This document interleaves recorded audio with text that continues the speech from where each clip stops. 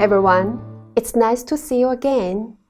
In this part of the lecture, we'll talk about something about Western values reflected in Western food culture.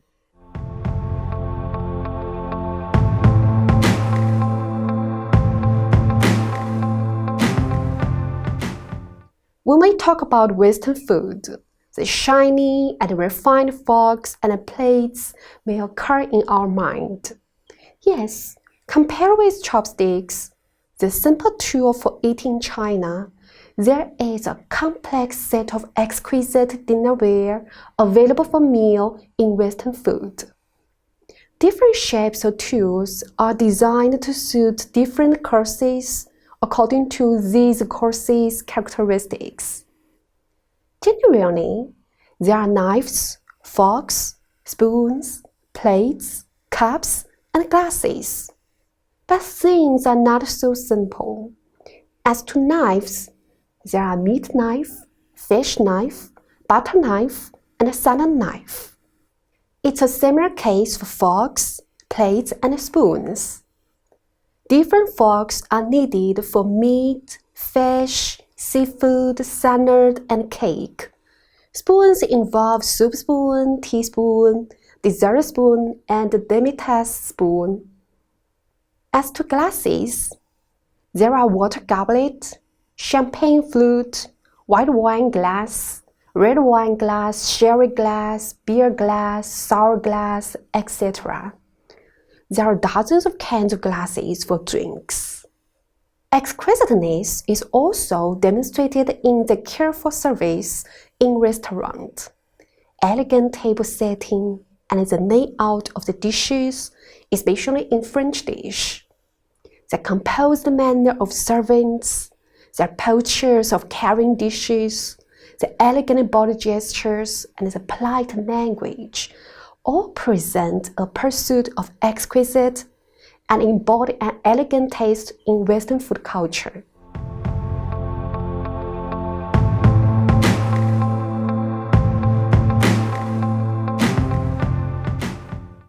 When we compare the Western food culture with Chinese food culture, a prominent feature of the Western culture is the rationality.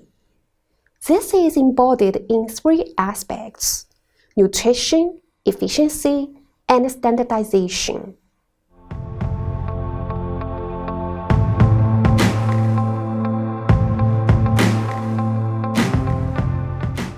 Compared with the Chinese, the Westerners pay more attention to a reasonable match of diet in terms of nutrition rather than on color, smell, or form. Nutrition is often measured in terms of calorie, protein content, vitamin content, etc. So scientific manners are often employed and exact data are obtained. This forms a striking contrast with Chinese food culture that is much vaguer. In a Chinese recipe, it often uses appropriate to describe the amount of seasonings. However, in a Western recipe, the amount of every ingredient and every seasoning is exact in terms of gram, kilogram, or liter. There are even formulas to tell you how much calories and what kind of food of certain amount you need to take every day. Maybe this has much to do with metaphysics, the traditional philosophy in Western.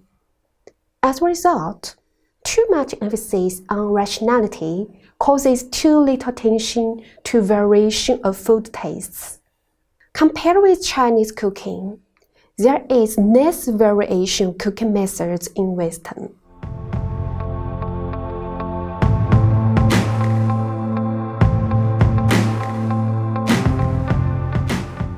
In terms of time consumption, a Western cook is much more efficient than a Chinese cook. Usually, a Chinese housewife may spend 2 or more hours to prepare a meal for her family. Some Chinese dishes would even be cooked over 10 hours. But this is seldom in Western kitchen. The occurrence of instant food even saves cooking time much more. With the development of Western industry in late 1800s, food processing industry gained much strength. Instant foods such as cans, cookies, chocolate, puffed food, dried meat floss, and instant noodles are produced massively by factory. They are easy to take and time-saving and hence gain popularity in public. Many Westerners would like to purchase pre-made or semi-finished food in supermarket and heat them or cook them when needed to eat.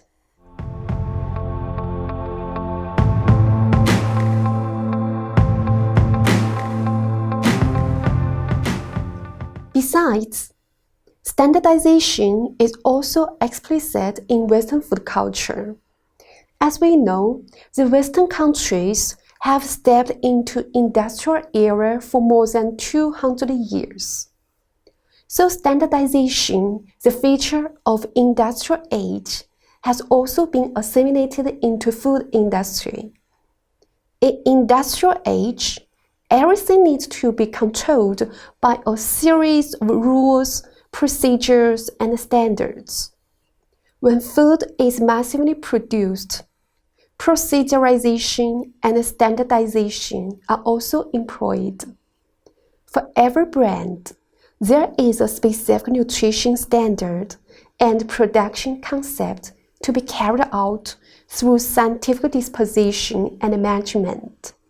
Due to unified processing of food, plus this desire for variation of tastes, there is no much innovation of taste. What's more, the diet habit tends to be fixed. The central notion of diet is simple to make, economical, and nutritious. Hence, a rational food culture came into being. Overall, we can see Chinese may focus more on the taste of food, while the Westerners focus more on rationality. China's food culture appears to be vague, while the Western food culture is more exact in measurement. By comparing the different values reflected by the two different food cultures, we can understand more about the difference in our behavior, customs, spiritual pursuit, the way of understanding the world, etc. By understanding each other, we can communicate better.